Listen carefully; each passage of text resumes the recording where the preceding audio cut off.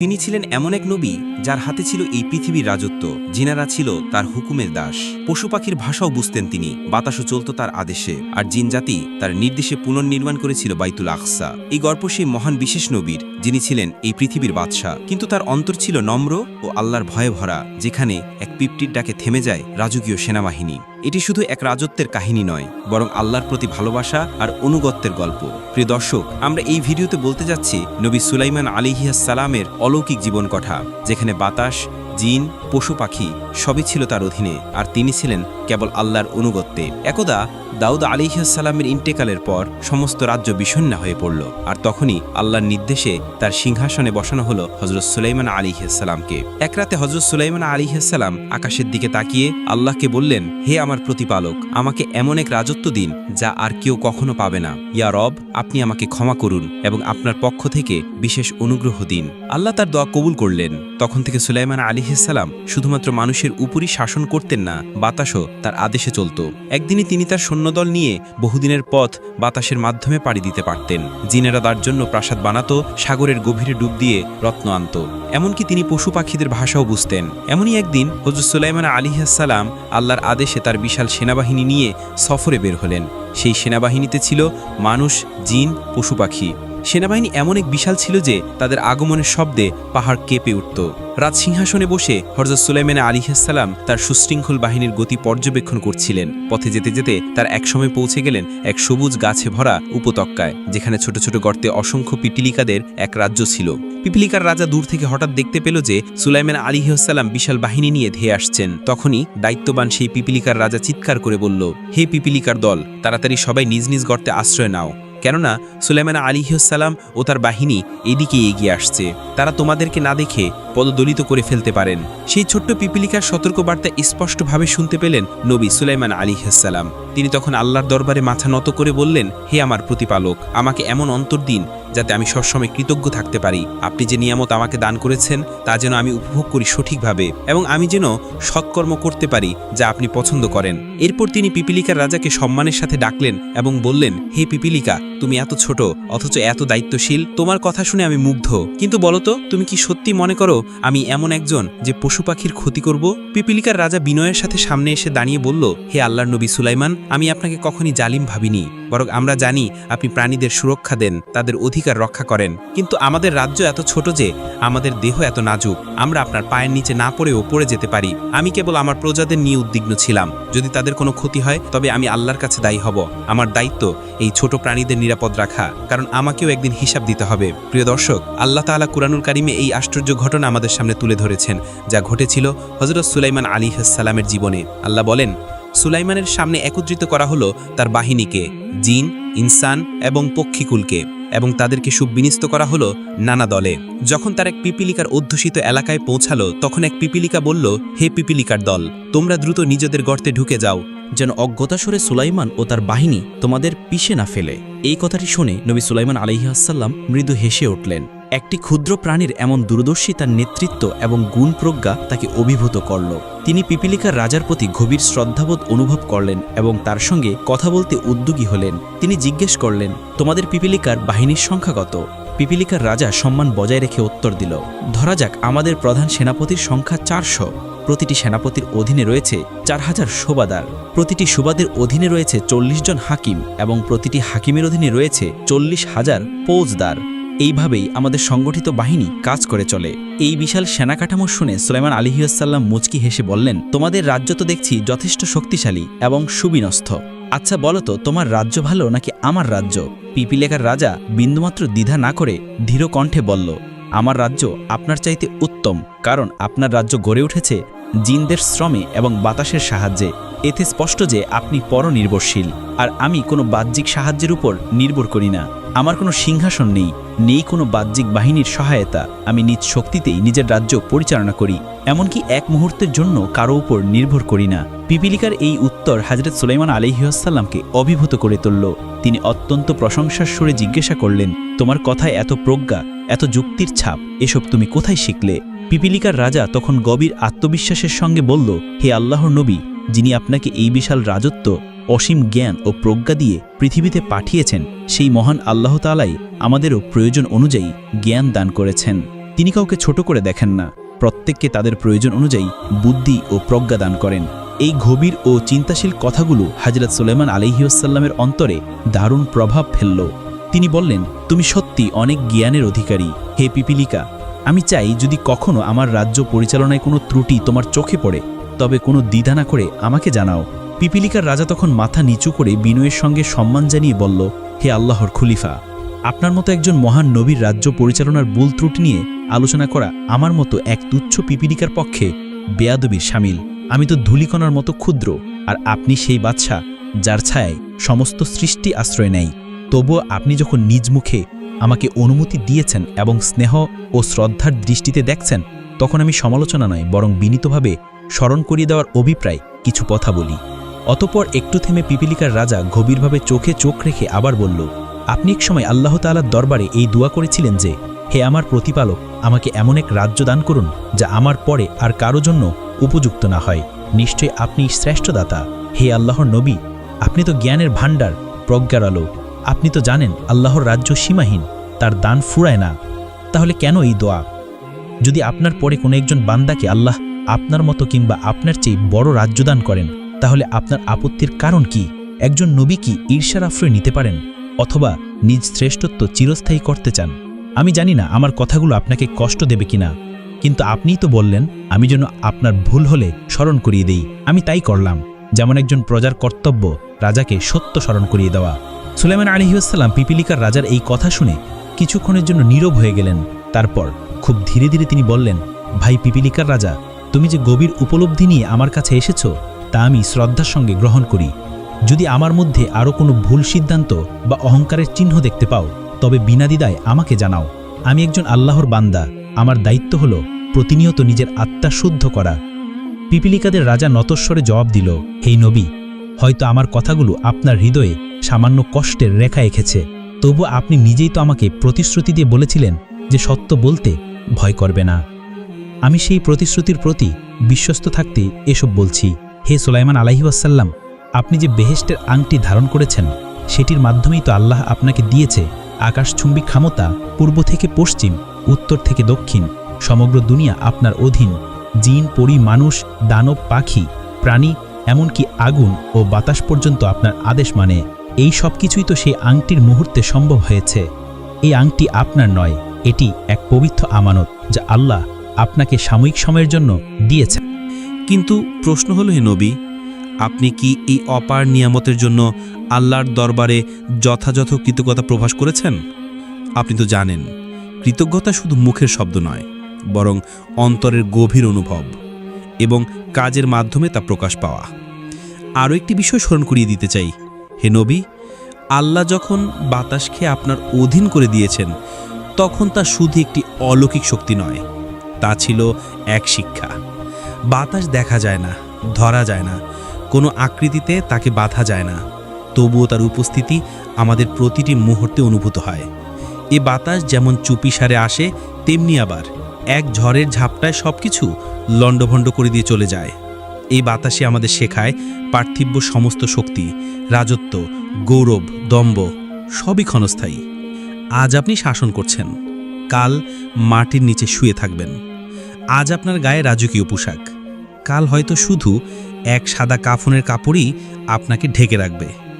বাতাসের মতো এই সমস্ত শক্তি চলে যাবে, মিলিয়ে যাবে, রয়ে যাবে শুধু সেই অনুভব আপনি কেমন ছিলেন আর কি রেখে গেলেন।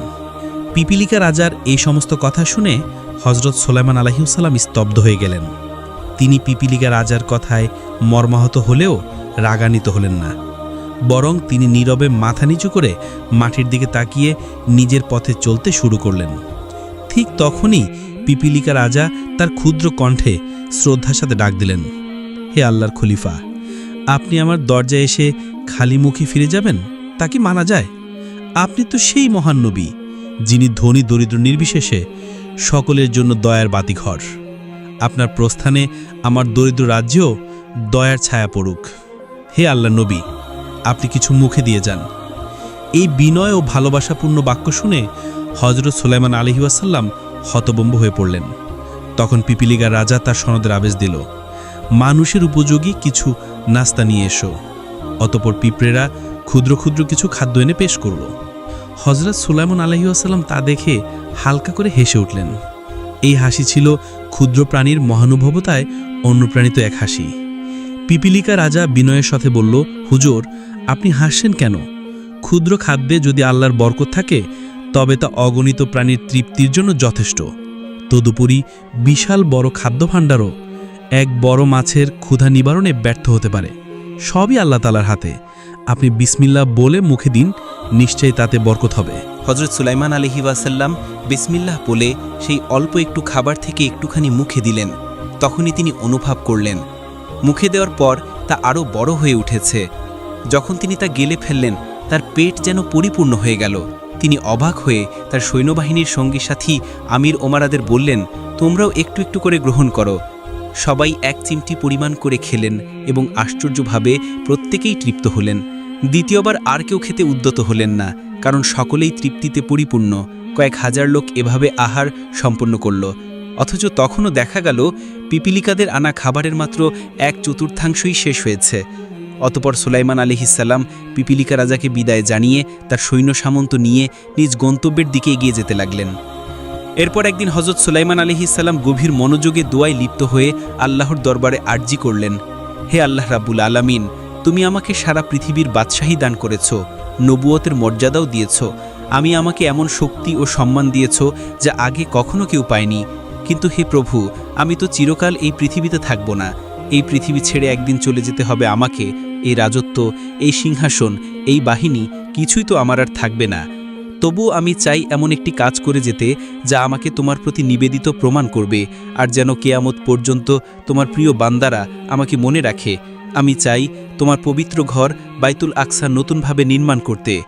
আল্লাহ সুবহানাহু ওয়া তাআলা তার প্রিয় নবীর এই দোয়া কবুল করলেন এবং বললেন, হে সুলাইমান, তুমি অবশ্যই তা পুনর্নির্মাণ করবে। এই অনুমতি পেয়ে হজরত সুলাইমান আলাইহিসসালাম আনন্দিত হলেন। তিনি সঙ্গে সঙ্গে তার মন্ত্রী পরিষদকে আহ্বান করলেন। তার মন্ত্রিসভায় তখন ছিল 2 প্রজাতির প্রতিনিধি। মানুষদের মধ্য থেকে 350 জন মন্ত্রী এবং জিনদের মধ্য থেকেও 350 জন মন্ত্রী। সভা বসল, সবাই সমবেত হল। হযরত সুলাইমান আলাইহি ওয়াসাল্লাম বললেন, আমি বাইতুল আকসা পুনর্নির্মাণ করতে চাই। এটি একটি পবিত্র দায়িত্ব। পৃথিবীর সমস্ত জিনদের একত্রিত করো, সবাইকে আমার সামনে হাজির করো। তার এই হুকুমে জিন মন্ত্রীরা ছুটে গেল। বিশাল এক ময়দানে পৃথিবীর সব জিনজাতিকে একত্রিত করা হলো। সব জিন সমবেত হলে হজরত সুলাইমান আলাইহি ওয়াসাল্লাম তাদেরকে বললেন, আমি আল্লাহর ঘর বাইতুল আকসা আবার গড়ে তুলব। এজন্য দরকার মূল্যবান হীরা, মুক্তা, জহরত এবং দুর্লভ পাথর। তোমরা সমুদ্রের অতল গহীন থেকে এসব সংগ্রহ করে আনো। আমি এসব রত্ন দিয়ে আল্লাহর ঘরকে সাজিয়ে তুলব, যেন তা যুগ যুগ ধরে আলোকিত থাকে। সুলাইমান আলাইহিসসালামের এই আদেশ পেয়ে জিনেরা সঙ্গে সঙ্গে কাজ শুরু করে দিল। তারা সমুদ্রের তলদেশ থেকে একের পর এক দামি হীরা, মুক্তা, জোহরত ও ঝলমলে পাথর তুলে আনতে লাগল। এরপর হযরত সুলাইমান আলাইহিসসালাম জিনদের হাতে তুলে দিলেন বাইতুল আকসা নির্মাণের একটি চিত্র এবং বললেন, এভাবেই গড়তে হবে। এই ডিজাইন অনুসারেই হবে বাইতুল আকসা নির্মাণ।